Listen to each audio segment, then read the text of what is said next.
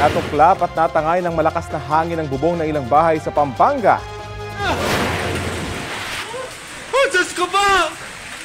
Ah! Apo ginailigtas si Kepo!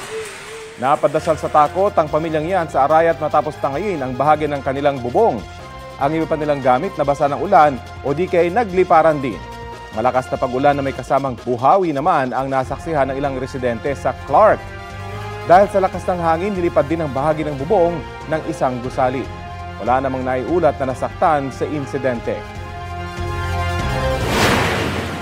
Sa Cabacan, Cotabato, binaha ang 8 barangay dahil sa walang tigil na pag-ulan.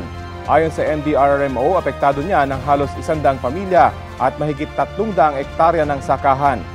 Inilipat na sa mataas na lugar ang ilang alagang hayop para mailigtas. Tinitingnan na ng LGU kung ano ang pwedeng maitulong sa mga nasalantang residente. Kapuso, alamin ang maiinit na balita. Bisitahin at mag-subscribe sa GMA Integrated News sa YouTube. Sa mga kapuso abroad, samahan niyo kami sa GMA Pinoy TV at sa www.gmanews.tv.